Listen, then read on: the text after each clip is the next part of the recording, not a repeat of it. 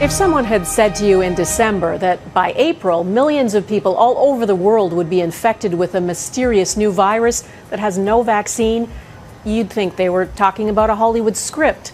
It's happened so fast, it almost doesn't seem real. Coronavirus pandemic. Coronavirus pandemic. Coronavirus. Coronavirus. The COVID-19 virus. The virus of the virus. COVID-19. The coronavirus. COVID-19. The apocalypse. We're going to a different place, which is a new normal. A new normal. A new normal. A new normal. A new normal. New normal. Embrace the new normals of social distancing and sheltering in place, all the physical isolation. The new normal. The new normal. The new normal. The new normal. This new normal is going to look very, very different. Not normal, but a new normal. The new normal. New normal. There will be a new normal. A new normal. New normal. A new normal. The new normal. A new normal. This is the new normal. This is our new normal. Our new normal. A new normal. Our new normal. New normal. The new normal. Our new normal. We will transition into the new normal. And this new normal is just the normal of future generations. All of us should be able to name all the people we've been in close contact with over the last 2 weeks as a new normal. Our new normal. The new normal. Our new normal. Our lives will never be the same. The new normal. This new normal. I think everyone's life is completely disrupted. Your normal pattern of go to meetings, watch sports events. And no normalcy as we knew it. This is not going to go away anytime soon. This will be the new normal until a vaccine is developed. A vaccine. Vaccine. A vaccine. The vaccine for this terrible virus. An amazing vaccine to the entire world. The world awaits a vaccine. The vaccine. The vaccines. The thing that'll get us back is the vaccine. Until we have a vaccine. Zero tolerance. So every time we see a case, we basically pounce on it. A vaccine. A vaccine. The vaccine. The vaccine. To all 7 billion people. Almost every expert agrees a vaccine is the fastest way to get our world back. It's so important to get not just hundreds of millions, but literally billions of those vaccines. Legislative amendments that would make vaccinations mandatory for public school students unless they have a medical exemption. The vaccine is the thing that will change things.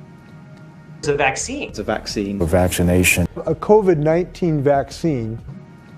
A vaccine. Vaccine. A vaccine. The vaccine is critical, very broad vaccination. Vaccine. The vaccine. The vaccine. On the issue of the vaccine, which you've said in the past could take a year to 18 months, will we have to wait for a vaccine to hug our family and friends who are outside of our bubble?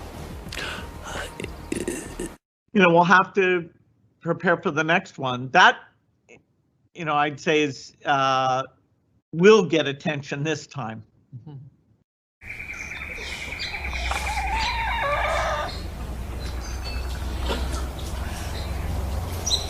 Hey, Billy. What's happening?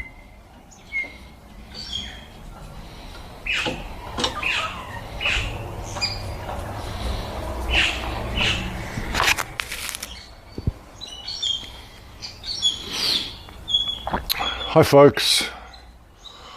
Well, they're really pushing the second wave here in Australia. They're saying Victoria is in the grip of the second wave. And they're really pushing it, folks. They're really pushing it. They're bringing in mandatory face masks in Victoria now. They're saying the second wave is going to be tougher to deal with, of course, than the first wave. I would suggest one of the reasons it's going to be tougher is because they're bringing in things like mandatory face masks. It's now a $200 fine in Melbourne if you leave your house without a face mask on.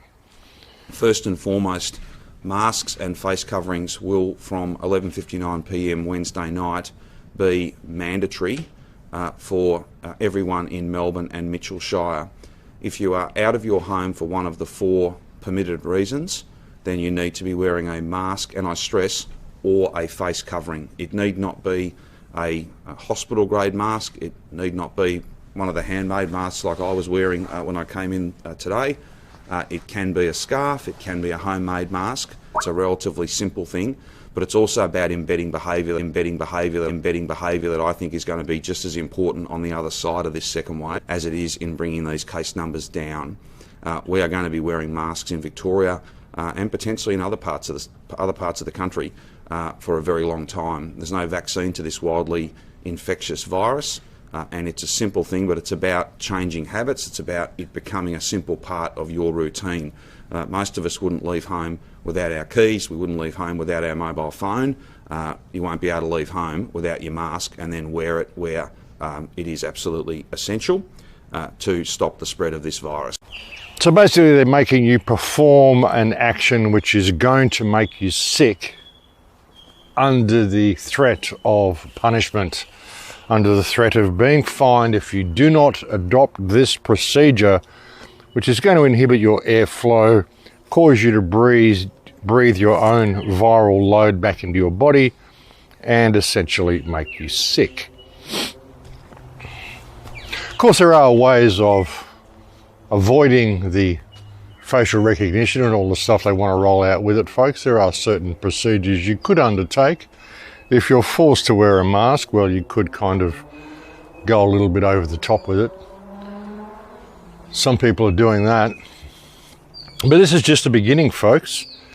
It's not going to go away.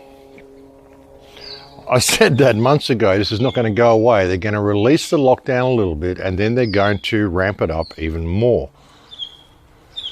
The way they've done with the border opening here in Queensland, how they've managed to open the borders, and really, it's more difficult to get through the borders now they've opened them than what it was when the borders were closed. Hey, Billy. It's quite remarkable how they're able to do that. But people just kind of go along with it. And it's going to get more and more full on, folks. What they want to do, the COVID pass. I mentioned to you a few reports ago, the COVID pass they want to bring in, the mandatory pass that everybody needs to have to show they're infection-free, all the stuff they want to do. They're trialling it in Africa now. They're calling it a trust pass. Isn't that nice? A trust pass to make sure you're vaccinated. A vaccination record payment system is what they're talking about. This is the payment system. They want you to be scanned, retinal scanned, facial scanned, biometric scans, and that's how you're going to be paying. You won't need cash anymore. You won't even need your smartphone anymore. You will be paying with your face. And of course, you'll need a record of vaccination in order to enter the store to begin with. A cashless economy where people make purchases with their faces. A giant network of surveillance cameras with facial recognition helps police monitor citizens. And that's the way they want to play it, folks. Ready for the new era of Big Brother? This time the super surveillance may be for your own good. Body temperature abnormality. Body temperature abnormality. Body temperature abnormality. Temperature sensing cameras have skyrocketed in global interest as states around Australia continue to ease restrictions and businesses slowly reopen. So you can see I stand here, it's looking at my face here. It then takes your temperature, and this would tell you if your temperature is too high. So my one's 36.68. Canberra Airport has become the first major terminal in Australia to install thermal imaging cameras for all passengers travelling through security check-ins. Thermal imaging cameras use infrared sensors that can highlight those who might have a fever. But this sought-after technology comes with some criticism. The best location in the face to detect the core body temperature is the inner tear duct.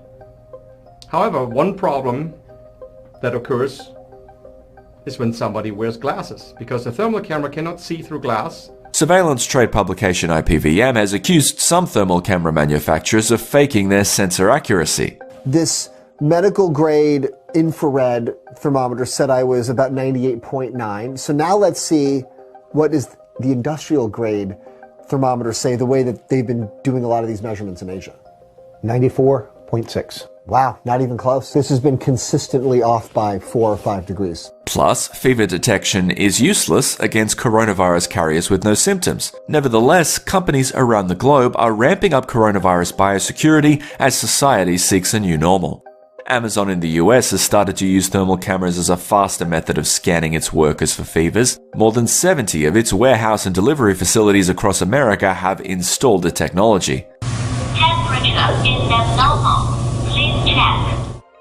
Other companies are harnessing tech not for testing temps, but for staying safe. Cameo, NICE, and a Motorola subsidiary are developing security camera software that can detect those not wearing masks or standing too close and ignoring social distancing measures.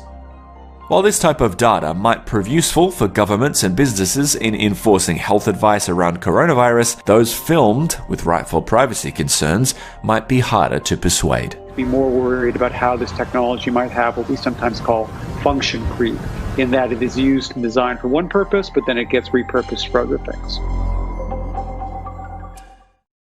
What we said was going to happen.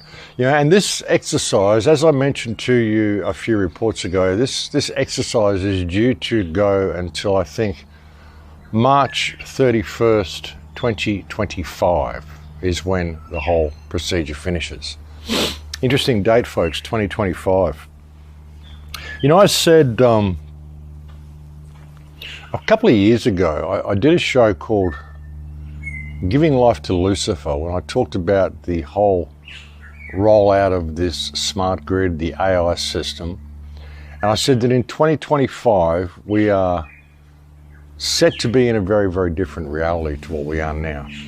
By 2025, the whole system will be controlled by AI. That's the way it's going. And even when I look at the procedures now to combat this so-called pandemic, all the computer models, all the stuff that's been rolled out, if you can understand AI and you can understand that AI is working to gain control for itself, then you understand how these computer models work and why they're so over the top and so, the figures were so wrong. But if you can think of a way of controlling and corralling human beings, then it all begins to make sense. It doesn't matter if the figures are wrong. They just want human consciousness to go in a certain way. And they want to merge us with the machine. And, the question is, who is they? And when you look at it, folks, it's like they is now AI. The AI is already there.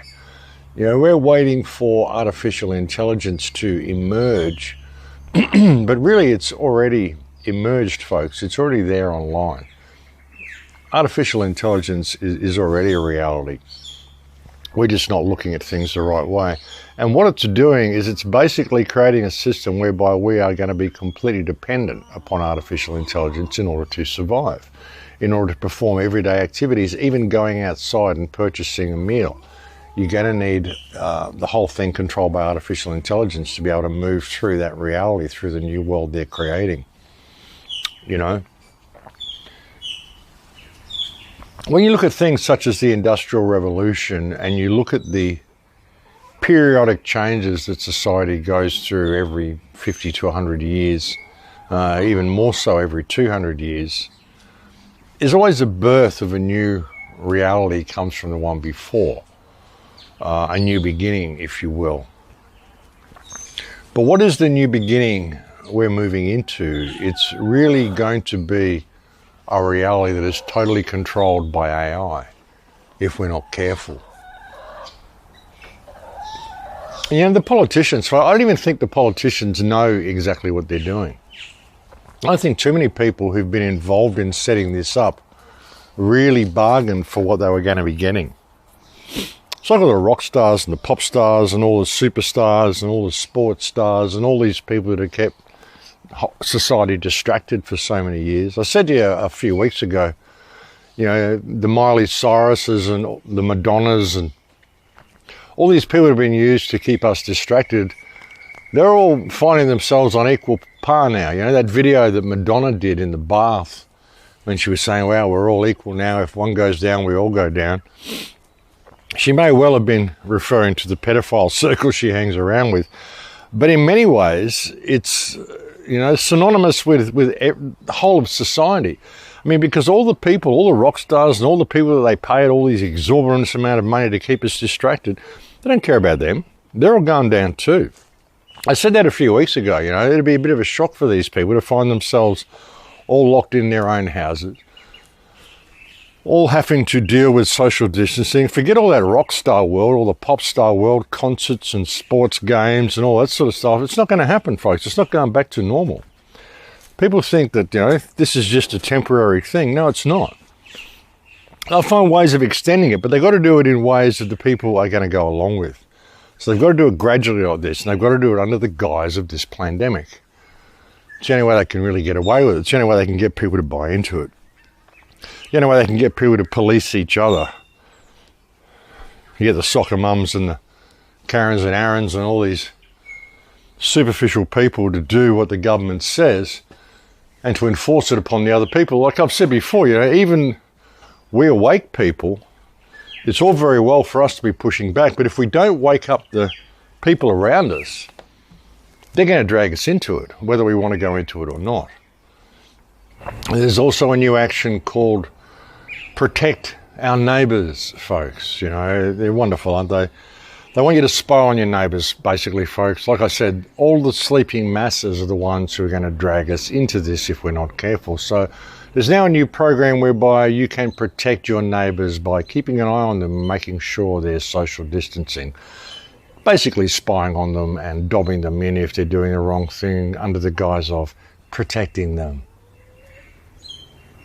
Isn't that wonderful? All we need is a bit of anger, folks. What happened to anger? Now, there's such a thing as wholesome, righteous anger. And we need a little bit of that in the world today. Too many people are afraid of getting angry. I mean, I think they're scared of getting angry. Anger is a beautiful thing, folks. All emotions are beautiful things. There's nothing wrong with anger. It's when anger becomes violence, it's no good. But you can be angry without violence. You know, I'm angry. If I wasn't angry, I wouldn't do these radio shows. I wouldn't do these reports. If I wasn't angry at the state of the world, I never would have done this to begin with. You know, every show I've ever done has been based in anger at what the parasites that are running the world have done to the world and what they're doing to humanity. And we need a bit more of that, folks. Wholesome, righteous anger. I mean, even Jesus went into the temple and overturned the tables of the money changers and whipped them out of the temple. There in the temple, he found people selling cattle, sheep, and pigeons, and also the money changers sitting at their tables.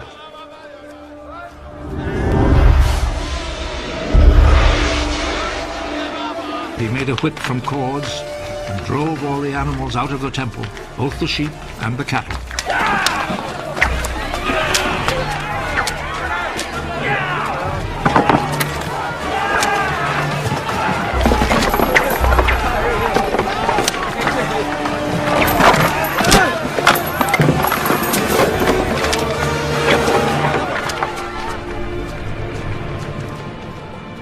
He overturned the tables of the money changers and scattered their coins. And he ordered those who sold pigeons, take them out of here!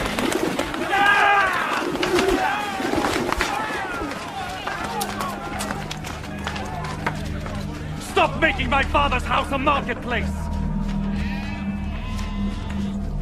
His disciples remembered that the scripture says, "My devotion to your house, O God, burns in me like a fire." Men need to stand up and be men again. Get rid of this whole new age concept that we can keep our vibration high and love our perpetrators into treating us properly. I mean, forget it, folks. These people are psychopaths. They have no empathy. They don't care how much you try to make them nice and how much you plead with them and how much you treat them like nice people. They'll just revel in that and they'll take all that nice treatment you want to give them, then they'll turn around and they'll just shaft you any way they can because that's what they do. Nothing wrong with anger, folks, and we need a little bit more of it. I'm shocked actually at how apathetic people are in the face of this. people's failure to get angry, people's failure to really do anything about it. They just roll over and say, yes, sir, no, sir, 3 bags full, sir, and do whatever they're told.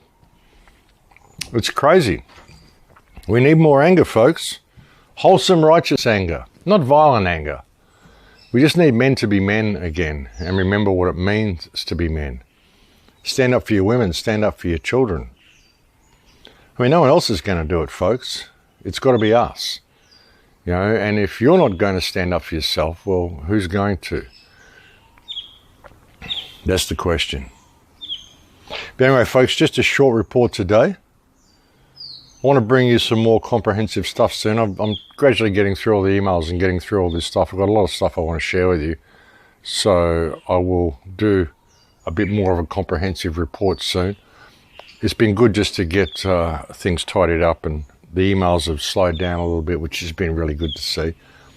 And yeah, it's just been good to sort of tidy up, and I'm still trying to work on the website and get that back up and running. And yeah, and just dealing with stuff on the ground here. I mean, it's difficult trying to deal with that cyber world and then deal with the real world here. I mean, there's too much attention put on the cyber world. We spend too much time online and in cyberspace doing collectivism when really we should be involved in activism in our own community, folks. And there's a lot to be gained from going out and talking to people in shops and going out and getting amongst it in your own community. And I tend to do a lot of that. And I push back everywhere I go. Anytime I see anyone wearing masks, anytime I see anyone saying they won't accept cash, I mean, I really push the issue. And, you know, we're seeing a lot of people in Australia pushing back, which is a good thing. They're really pushing hard in Victoria, though. As I said, it's the perfect state for them to do it in Victoria. It's the smallest state. You've got a reasonable amount of border to control. It's a good testing ground for the procedures they want to bring in. They're trying to spill it into New South Wales now and say there's hotspots developing in New South Wales. They'll use it as an excuse to keep the Queensland border closed. You know, they're doing what they can to continue to push this whole concept of the second wave.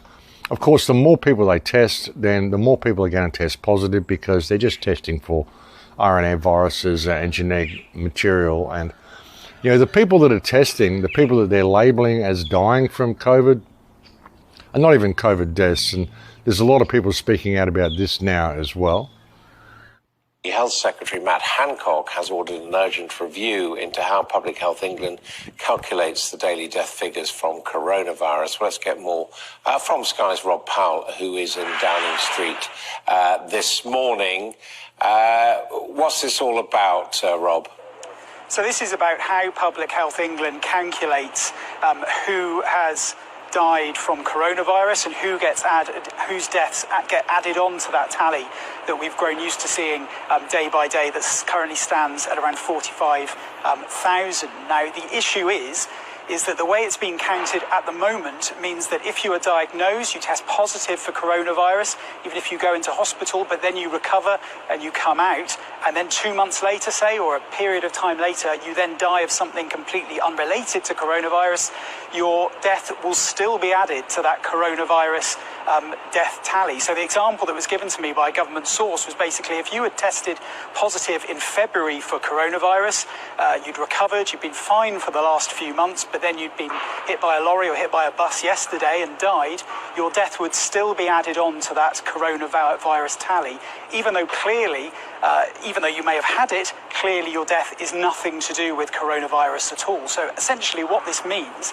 is that that tally that we've been used to getting from the government every day when they are updating us on death figures is likely to be out, is likely to be too high, which means that that 45,000 figure that we are currently looking at in terms of deaths from coronavirus is likely to be wrong. Now, this doesn't affect, when you're looking at excess deaths, a different way of counting deaths, and this doesn't affect the data that we get from the ONS. There's a couple of different sources of data for coronavirus deaths. The ONS figures are likely to still be accurate, but in terms of the actual count that Public Health England and the government rely on, Well, that now looks to be inflated. So this urgent review has been ordered by the Health Secretary to basically try and sort out this issue and to try and establish actually by how much they have been overcounting their deaths.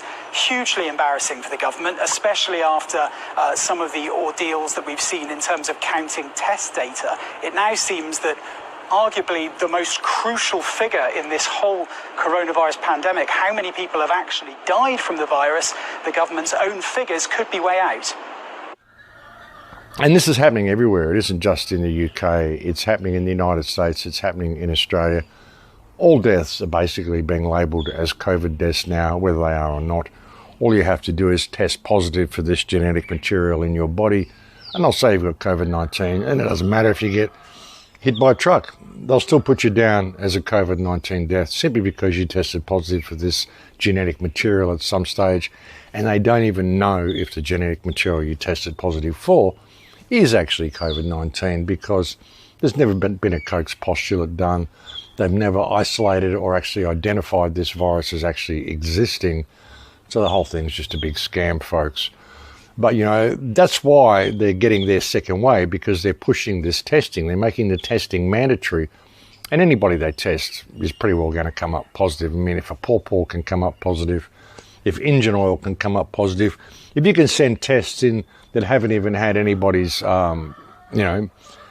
sample put on them and they still come back positive, then pretty well anybody and anything is going to test positive, folks.